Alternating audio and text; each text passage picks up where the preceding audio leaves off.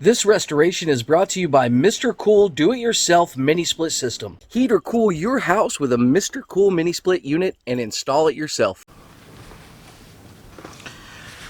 Welcome back to the channel, everybody. I am going to do a little bit of talking in this restoration, and then we'll skip over to the restoration process. And the reason I do is because I want to talk about a couple different things. I'm like a lot of you guys out there, I am a fan of history, and that's kind of a weird way to say that, like a fan of history.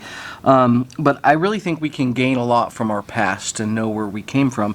And articles like this that are from a war, and even possibly two wars, are very, very important. There's a high likelihood that this was used in battle, and this was brought back to the United States by an American soldier. This is a British bayonet. It's a pattern 107, and it was just referred to as the sword bayonet. When they shortened the Lee Enfield rifle in World War II, it became a very short package, and with a smaller bayonet on it, it wasn't as long as the German or the French setup. So what they figured was, if you had a guy with a 6 or 7 foot reach with their bayonet, including their rifle, the shorter 5.5 or 5 foot tall rifles of the British soldiers would not fare well in that fight. So there were some changes made to this over the years.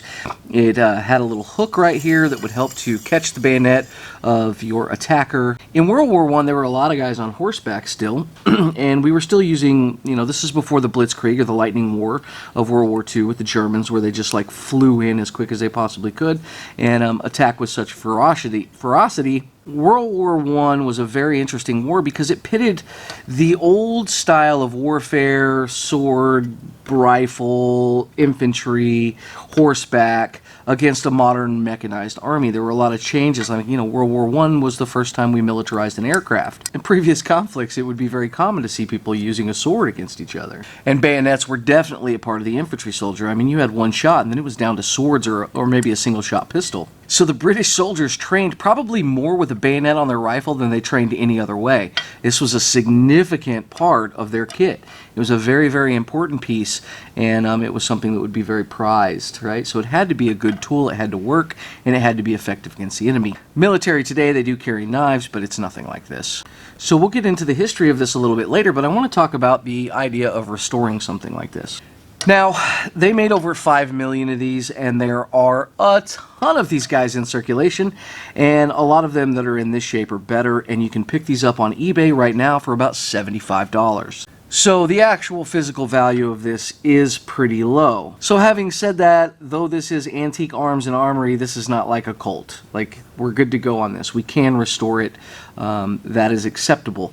Now, having said that, I'm wrestling with restoring this. If this belonged to me, I would not restore this because, one, it's functional. Everything on it works. The edge is sharp enough to do what it needs to do right now, so I wouldn't even put an edge on it.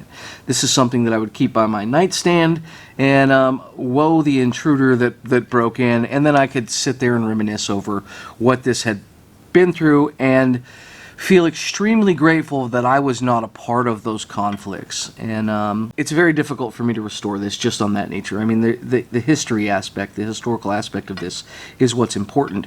Now, when I say that, I want to speak specifically to certain things about this that are holding the history. I do not believe that the rust and the patina necessarily hold the history. That's where you get your value on your other guns and stuff like that in your Antiques Arms and Armory. I don't think that this one is ever going to be that way, and I think it's too far gone. But I want to look at the handles specifically, and there is so much character in these handles.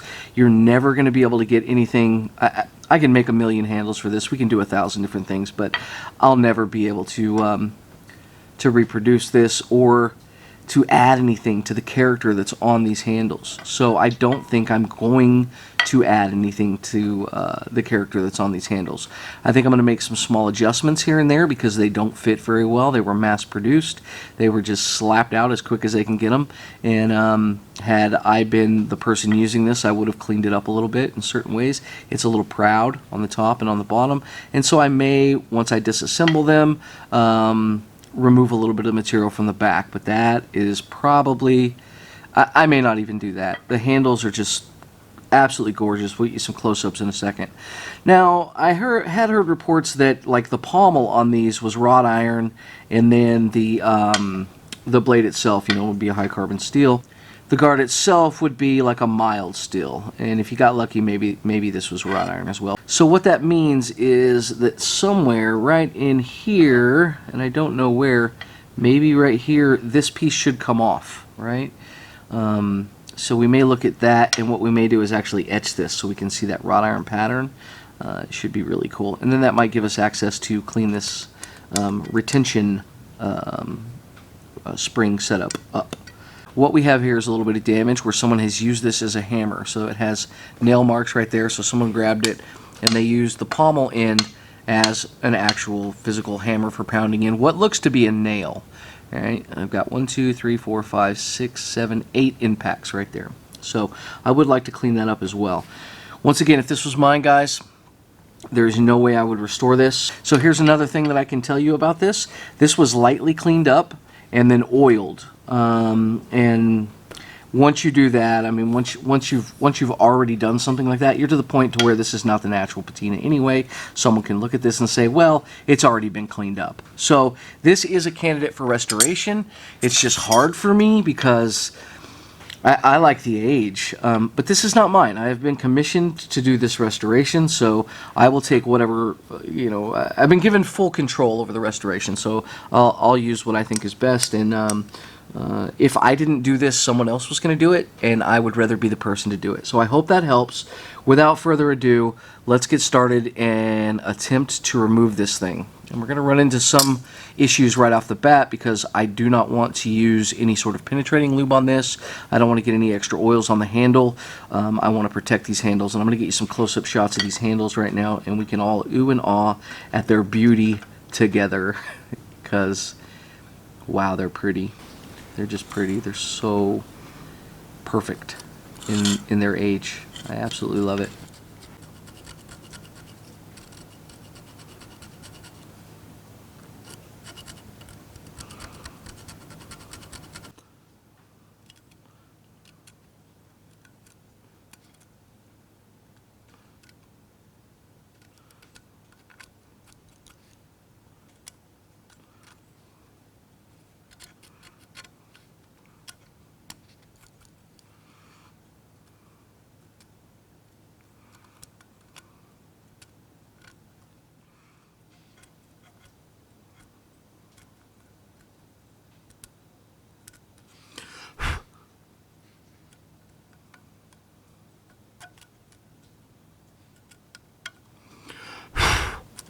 When they tighten these down, they just kind of ran them in there, and it put tension on the wood, and it sucked the screw down into the wood. They probably did countersink them a little bit, but still they were over tightened, and that's what caused this wood to split out.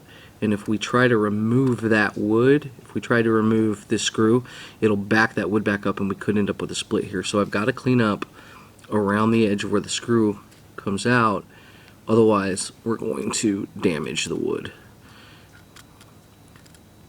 Now, just by adding a little oil back in very little amounts to this area, you'll never know that I did this, but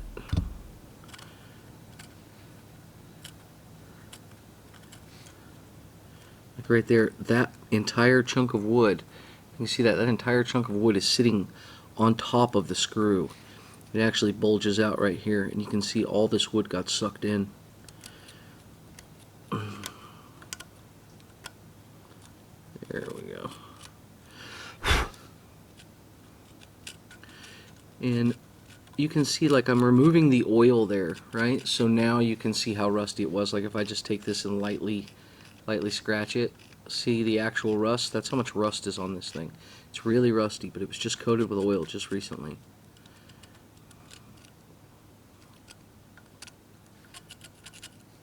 That looks pretty good.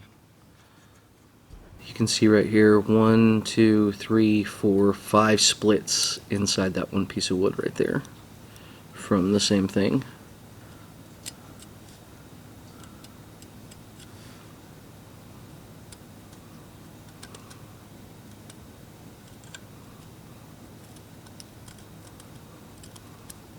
You know, one of these days, I think I'd like to,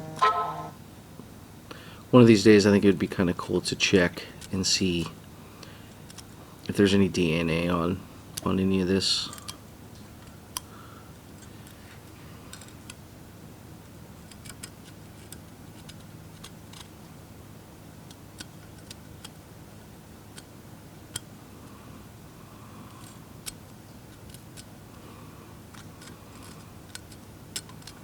Cannot stress to you guys how little pressure I'm using.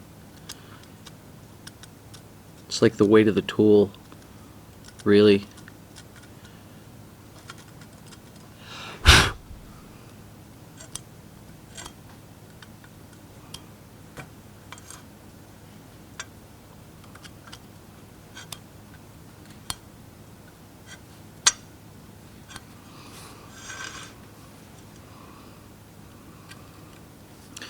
Yeah, I think there's some people right now that are feeling exactly what I'm feeling about this. Once again, this is not some valuable piece of history as far as like a monetary as far as a monetary value. This is not like, you know, some awesome piece of history, you know, to where it's like worth tons of money. But I think on a historical level, to me it is, and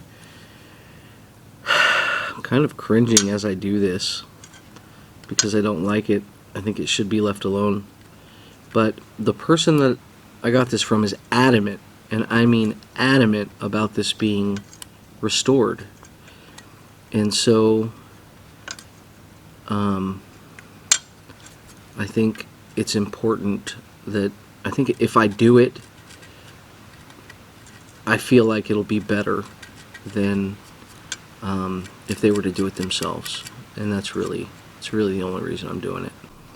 The other cool side of that conversation is that you and I get to discuss this right now, right? And maybe there's, I don't know, 500,000 of these in the United States right now. Well, if that is the case, then maybe now we can start saving them, you know, and these can continue to be passed down generationally. And this one video could put emphasis on that, and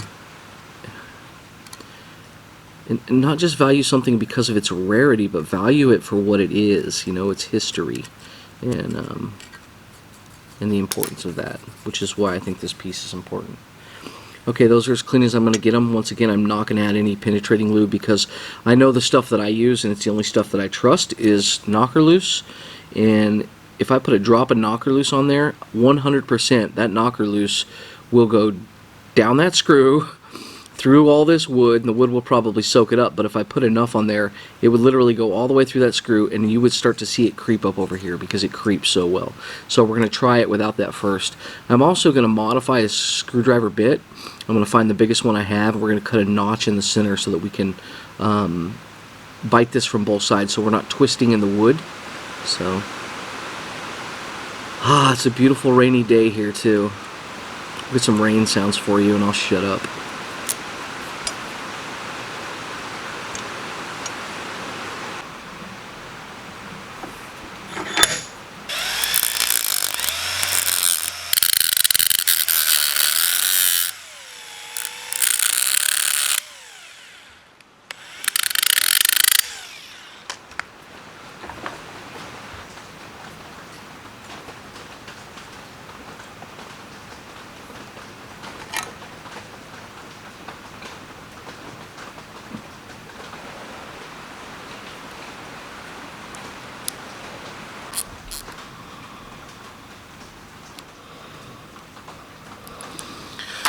Whew, nerve-wracking.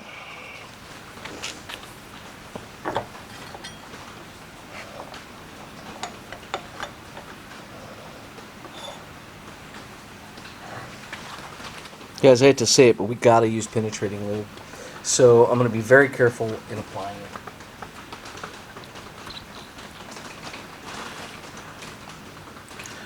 See, that one drop is just too much.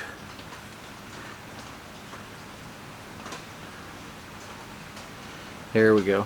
Okay, so the only penetrating lube I have on here is just inside of this tiny screwdriver. And you'll see how quick it spreads out.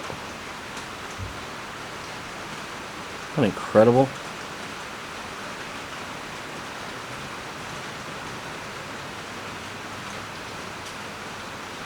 Okay, we're gonna let that sit for at least 10 minutes. Doesn't seem like a lot, but it is enough, trust me.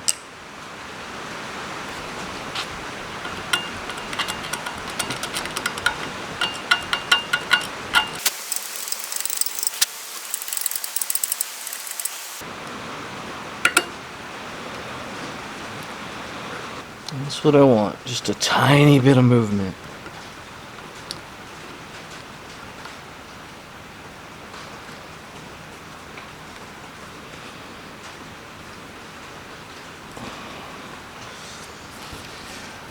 Oh, so stiff, so scary. Okay, we've given her some time. These are copper jaws in here, by the way. And I'm not applying a ton of pressure. For those of you that may be concerned.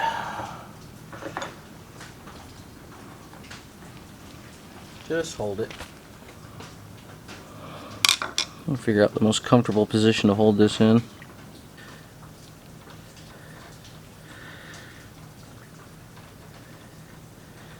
Beautiful.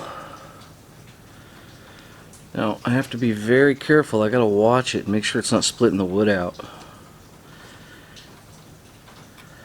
Oh.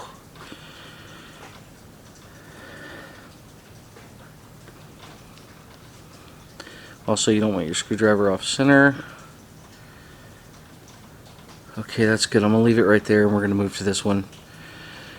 Whew. We still got a little bit of cleaning to do on this guy. Right in there, there's just a little trash.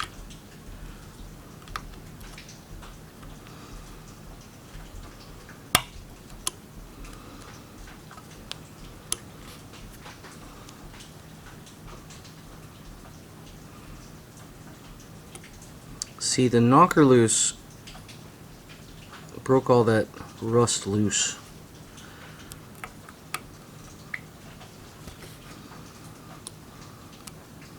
We're going to switch some things around. I'm going to try it like this. See if I can at least get it to move.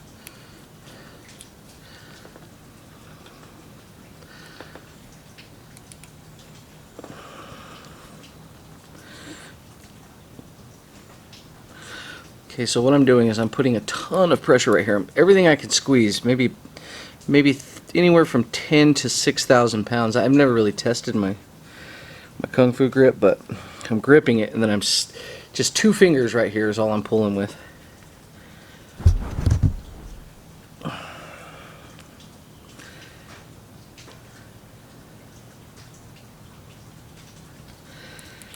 think we got movement. No, it's moving in our vise. I'm gonna give it one more try. If I don't feel it's going anywhere, I will I'll go with a little more knocker loose. Okay.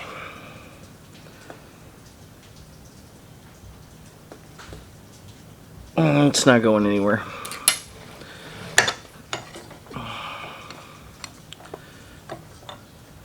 One shot, guys. You get one shot. So on these cans, if you just barely, there's so much control on CRC cans. I don't know like how they do this, but these are like really, really good cans. It'll ooze out and it'll drop down this little valley, and then you can just oil like that.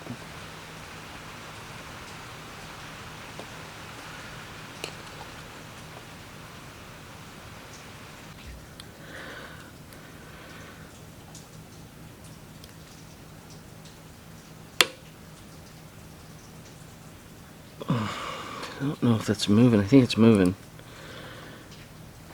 Oh, it's moving. Fantastic. Okay. Whew.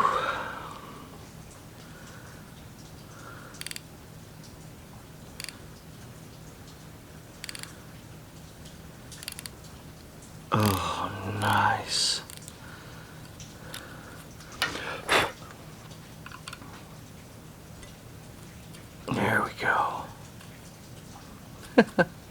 Longest video for a screw removal ever.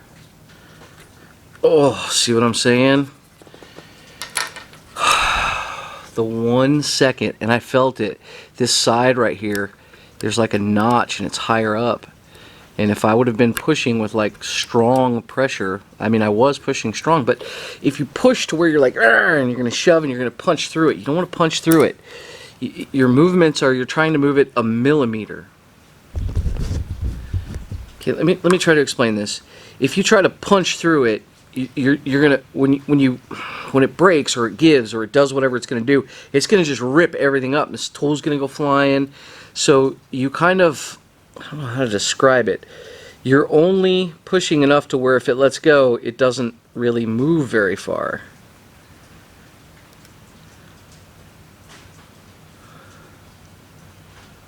Oh, see? Anything past, and it will want to let go.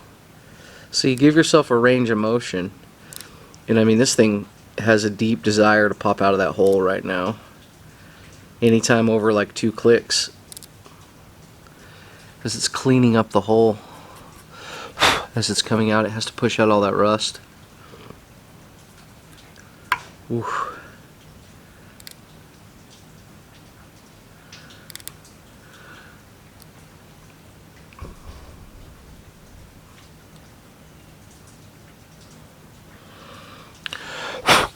We gotta clean it again.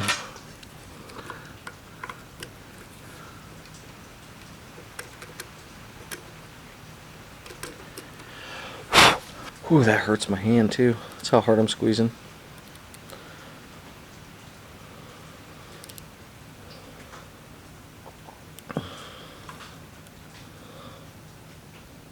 Yeah, see, I can't do it with my thumb. It's gotta be my palm.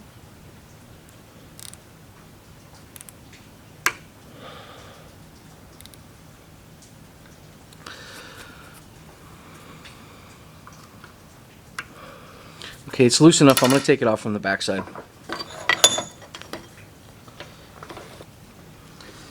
Easy peasy. Look at that.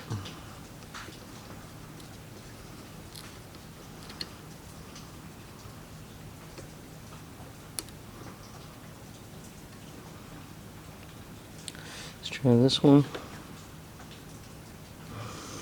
Oof. Okay, that one's locked. So even though it's loose on that side, we're still locked on this side, so same technique.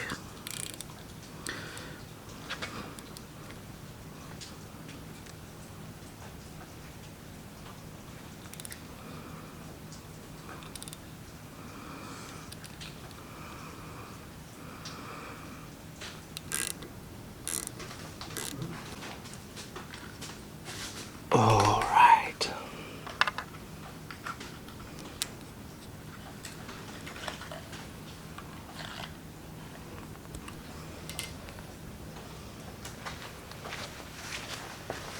Where's my punch at? You can talk now. I figure it's either a go or it's not. Yeah, it might rattle for a couple miles until it heats up enough to melt that into a good glob, you know? Yeah. Then again, it might not go in.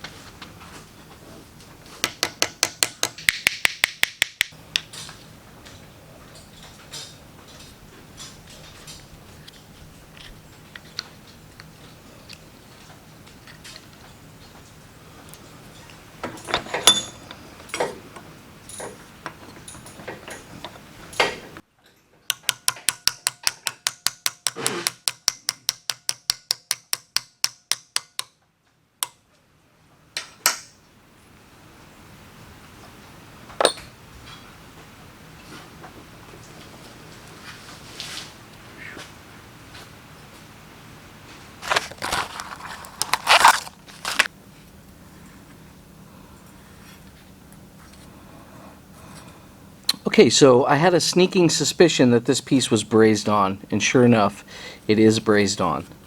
And that's a good fit, so we're not going to unbraze this. There's no reason to. We're also going to leave the button alone because it's fully functional. As we come down here, we have a little bit of a hump. And this is actual rust right here. So we do need to knock this down. And then on the other side of the blade, almost in the exact spot right there, it has some high rust on there that needs to be removed.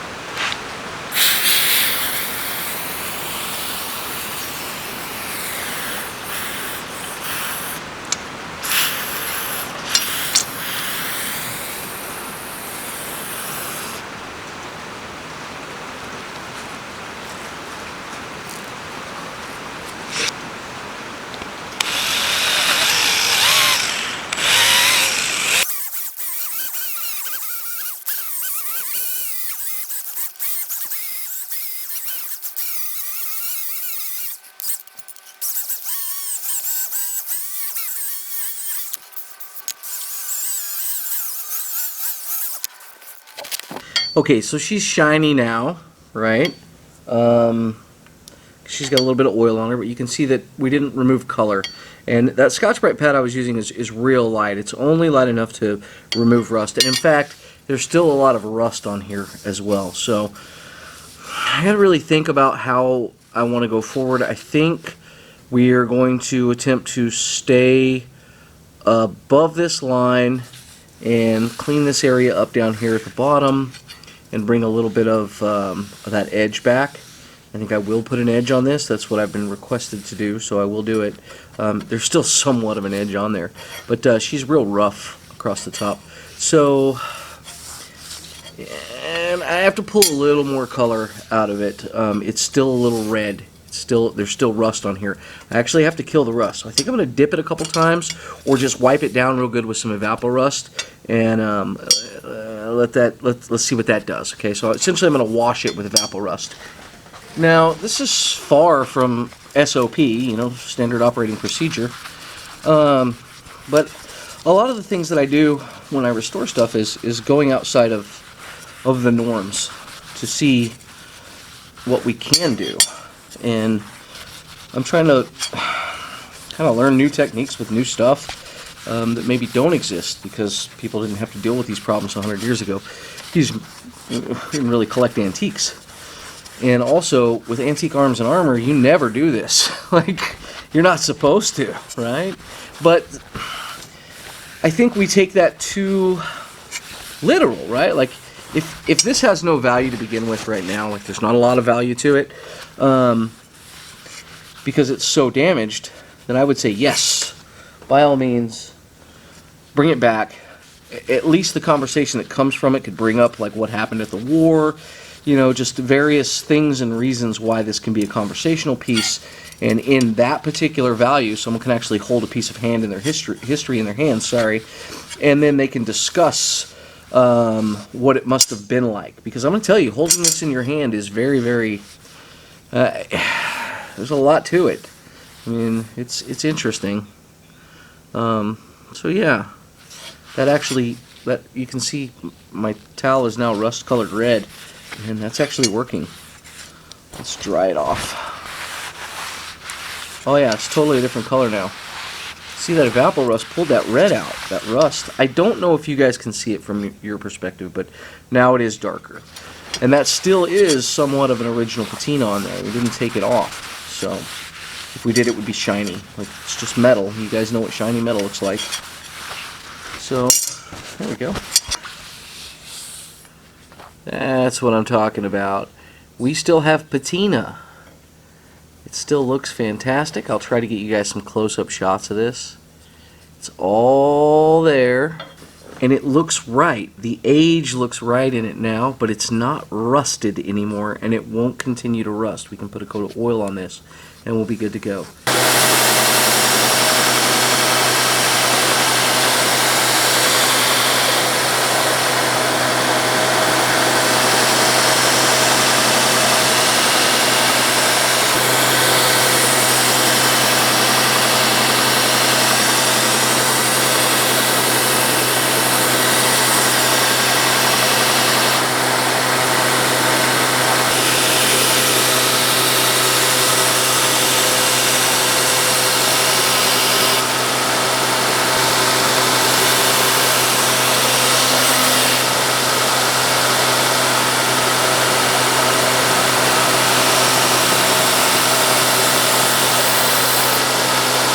Okay, here we are. I'll get you some close-ups here in a second, but we have our nice bevel on. That's a continuous rolled bevel all the way to the edge, and I've got a nice feather right here all the way down the grind. Feather, feather, feather, feather, feather. Feels really good, and all the nicks and everything were taken out. I didn't have to remove much metal at all because it's a convex grind, which is really nice. That makes me happy. So she'll be ready to sharpen after this. I mean, it's really sharp right now, but that wire edge, once we leather strop it, it'll fold that edge off and we'll be good to go, and she'll be a razor blade. Shouldn't be an issue.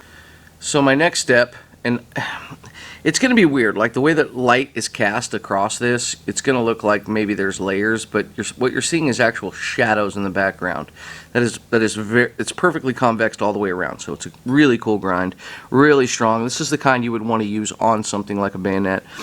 So now from here up, what I want to do is take that shiny line and fade it up right to the bottom of this line, and we're just going to gently fade that. And we have to do that by hand, and we have to do it very delicately with a very, very fine grit. So I think I'll start out with like 1,000, because really all we're doing is cleaning at this point. So let's do that.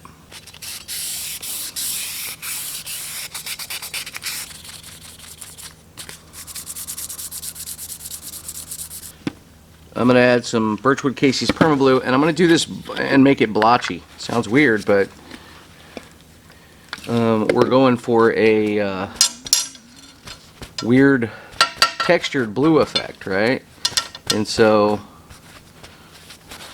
we don't want this to be perfect. We want to do this in layers.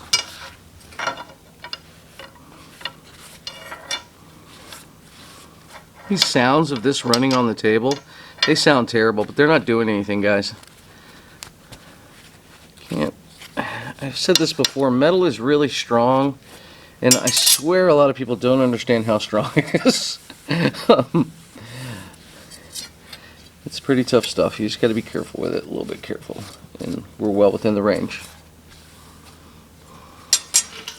Oh, God, that's gorgeous. Okay, third layer. We want it on there wet.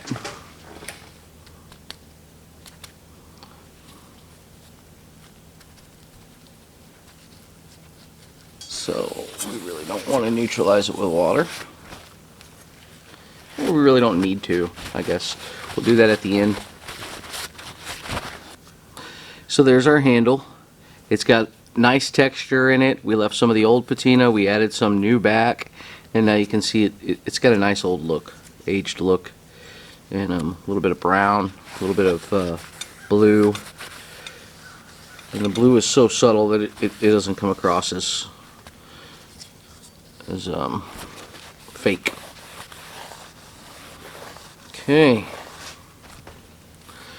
Now we're going to go back to our 1500 grit. We're going to get a clean sheet.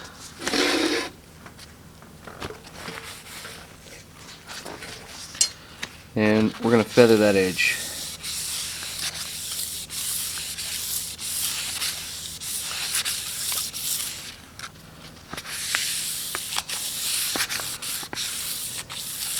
Another really good way to do this would be just to take it out to a log and rub it all over a log, chop it on a log. And the reason we're coming back in and removing stuff is because if it was all perfectly clean, it wouldn't look real, right? It wouldn't look like an aged piece of equipment. So we need to glint the areas that are higher up. And so right here, this is all just matte. Well, take the edges off, the wear areas. So now we have a little glint right there. See that? That's a wear point. Obviously this is going to be worn down here at the bottom, this tip.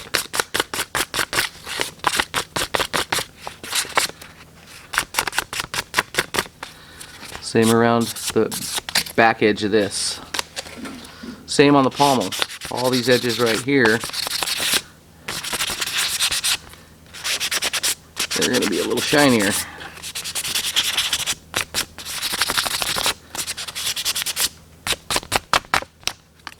There we go. Okay. I do believe she's ready for oil.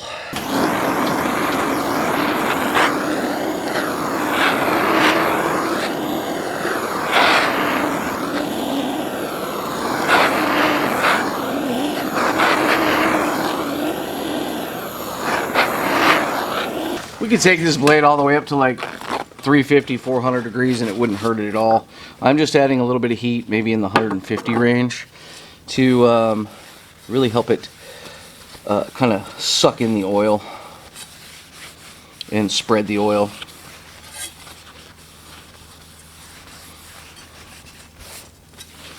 The oil I'm using for this is Lubriplate. They still make it today. I'm sure it's changed over the years, but this is a vintage can. And I sure would like to have more vintage cans. One of my buddies out of Florida hooked me up with that can. Alright, I've seen oil wiped on stuff before. I just put my hardware in a bag, fill it with Evapo-Rust and let it do the rest. And then we'll just clean the residual rust off these with a paper towel. A little bit of rust comes right off. And then we'll put them in. Guys, I'm really sorry you couldn't see me cleaning this before, but let me explain what I'm doing. I'm grabbing a paper towel, and this is just a dry paper towel. This is going to be abrasive enough to do everything I need it to do. There's a lot of residual oil in this. Hand oil, oil from just, you know, military cleaning and oiling of a weapon. And there's plenty in here to let this shine and give us a little bit of an accent. Now I can't really show you because I already started on this one as well thinking it was recorded, but that's what it looks like before, and then that's kind of like what it looks like now. It's nice and shiny, and it really gives a lot of definition to all the cracks and all the crap that's in there. Here's a dark spot up here. We'll polish this out.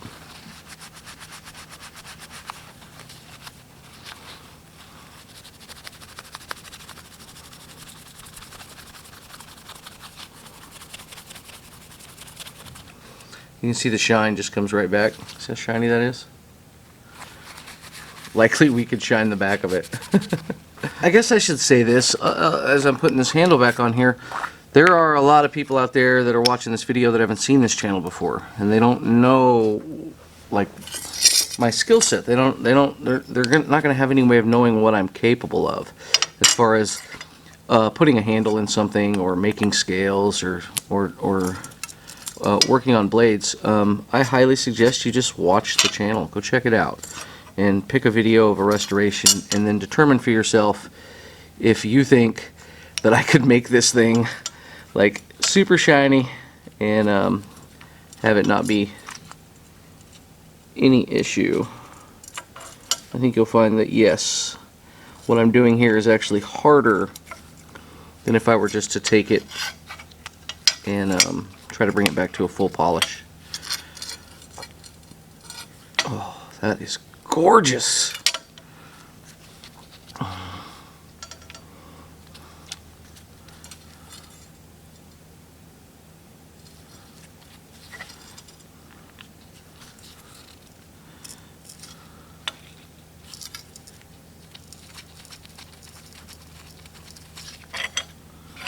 Just want to be real careful putting these in.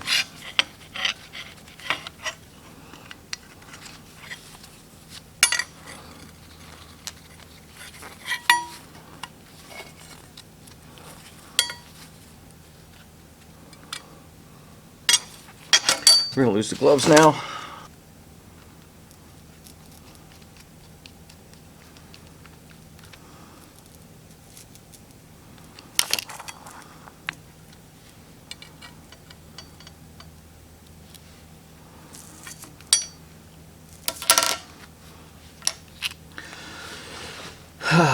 There she is.